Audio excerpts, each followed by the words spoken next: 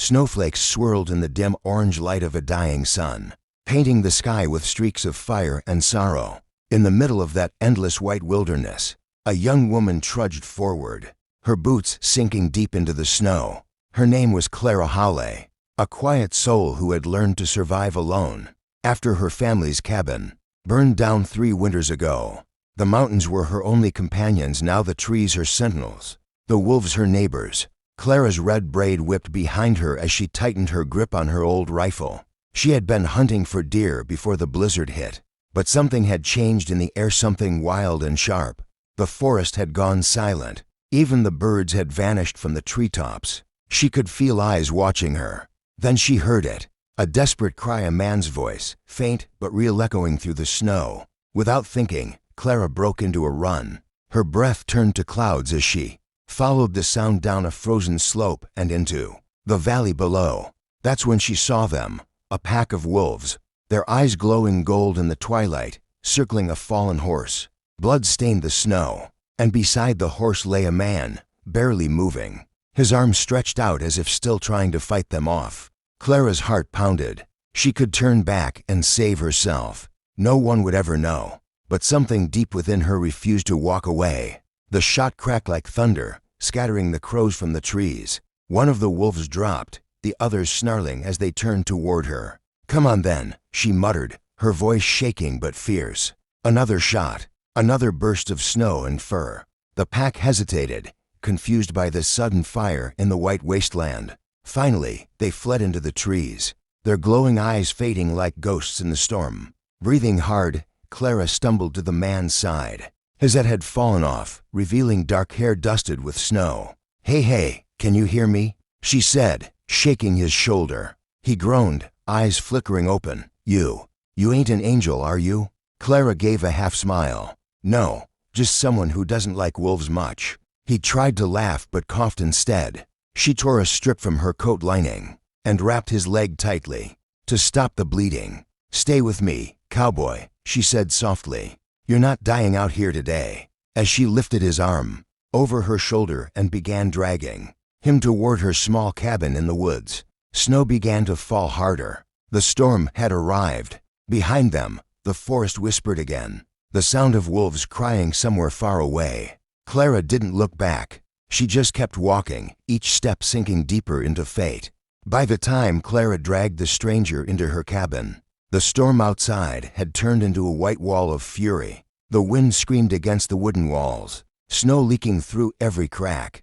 But inside, a small fire flickered to life. She laid him down near the hearth, his clothes stiff with frozen blood. His breath was shallow, his skin pale as the snow outside. Clara worked quickly, cutting away the torn fabric, cleaning the wound with melted snow and whiskey, her hands trembling from cold and fear. He didn't stir until she pressed a warm cloth to his leg. His eyes fluttered open again, catching the glow of the fire. "You're safe," she said quietly. "Wolves won't get you here." He blinked, studying her face as if she were part of a dream. "Who are you?" "Clara Hale," she replied. "And you?" "Ethan Cole," he whispered. "Ranch hand. From Bitter Creek. My horse didn't make it," she said softly. "But you did. That's what matters." He turned his face away, jaw tightening in silent grief. Clara busied herself with the kettle, pouring him a cup of hot broth. When she handed it to him, their fingers brushed. For a moment, neither spoke. The only sound was the crackle of fire and the wind moaning outside. "Why'd you help me?" he finally asked. Clara looked into the flames. "Because someone once helped me, and because I couldn't stand by and watch another life disappear in the snow." He smiled faintly, the corner of his lips lifting. "Guess I owe you my life, Miss Hale." "You don't owe me anything," she said. "Just rest." He drifted to sleep soon after, his breathing slow and steady. Clara sat by the fire, watching the shadows dance across the walls. For the first time in years, her cabin didn't feel empty. When dawn finally broke, the storm had laid the world in silence. A thick blanket of snow covered everything: the trees, the roof, even the window ledge where the frost had painted delicate white veins.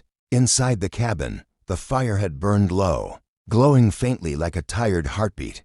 Clara stirred awake in her chair, her head resting against the wall. The smell of wood smoke and melting snow filled the air. Ethan was still asleep on the cot, wrapped in every blanket she owned. His face looked softer now, the harsh lines smoothed by warmth and rest.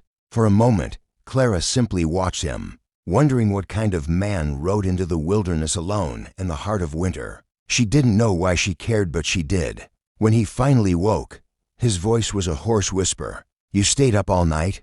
She smiled, brushing a strand of hair behind her ear. "Somebody had to keep the fire going. You talk in your sleep, you know." His brows rose slightly. "I do. Mum kept saying something about a ranch and someone named Luke." A shadow passed over his face. "My brother," he said quietly. "We were driving cattle before the storm hit. Wolves spooked the herd. Got separated." Clara poured him some broth, her eyes gentle. "He'll be looking for you once the storm clears." He nodded slowly, though she could see the doubt in his eyes. "If he's alive." Then Ethan spoke again, his tone softer. "You live here all by yourself?" "Been that way a long time," she said. "Since the fire took my family's place. Never had much reason to leave." Ethan looked around the cabin, the neatly stacked firewood, the rows of herbs hanging from the beams, the rifle propped beside the door. Everything spoke of quiet strength and solitude. "You're braver than most men I've met." Clara laughed lightly. "Brave or just stubborn? I can't tell anymore." He smiled, and for the first time since she'd found him, his eyes shone with warmth. "Either way, I'm grateful." Outside, a ray of sunlight broke through the gray clouds, glinting off the snow like shards of crystal. For the first time in years, she didn't feel lonely. There was something different in the air now, something alive. Ethan struggled to sit up, wincing as pain shot through his leg. Clara rushed over to steady him, their faces close. He met her gaze, and for a moment, the whole world went still. "Clara," he said softly, "I don't know how to thank you." She shook her head. "You already did by surviving." Neither of them knew that this storm had brought more than danger. It had brought two lost souls together. The day stretched long and quiet, broken only by the soft hiss of snow sliding off the roof. Clara spent the morning tending to Ethan's wound, changing the bandage and keeping the fire alive. He tried to help, stubborn as ever. "You're a terrible patient," she teased, pouring him a cup of coffee. He smirked. "And you're a bossy nurse." It felt strange good, but strange. For so long, Clara had spoken only to herself or the trees. Yet now this man had brought a kind of life back to her silence. By afternoon, the sky cleared. Clara stepped outside, her boots sinking into soft powder. The air was sharp and clean. Behind her, the door creaked open. "Careful," she said over her shoulder. "You're supposed to be resting." Ethan leaned against the doorway, wrapped in a blanket. "Can't stay cooped up forever. Needed to see the world that tried to kill me." She smiled. "Pretty, isn't it? Hard to believe it can be so cruel." He watched her as she stood in the sunlight, snowflakes sparkling in her red hair. "You make it look less cruel," he said softly. Clara turned, a faint blush coloring her cheeks. She wasn't used to words like that, kindness spoken so simply. For a moment, neither moved. The cold air between them felt charged with something unspoken. But the spell broke when a distant howl rolled through the valley. Clara froze. The sound was low, haunting a reminder that the wilderness was never done testing the living. "They're back," she whispered. Ethan's jaw tightened. "Wolves?" She nodded. "They hunt in packs. If they lost one yesterday, they'll come sniffing again." He looked toward the rifle resting inside the doorframe. "Then we make sure they don't find what they're looking for." Night fell early that evening. The cabin glowed like a small ember in the vast dark. Outside, snow drifted quietly, but beneath that calm, movement stirred in the shadows. "You're not dying in my cabin," she whispered. "Not tonight." Ethan reached out, his hand brushing hers. "Then we face it together." The fire crackled, the wind pressed against the walls, and in that fragile shelter of warmth and courage, two hearts found strength not just to survive but to protect each other.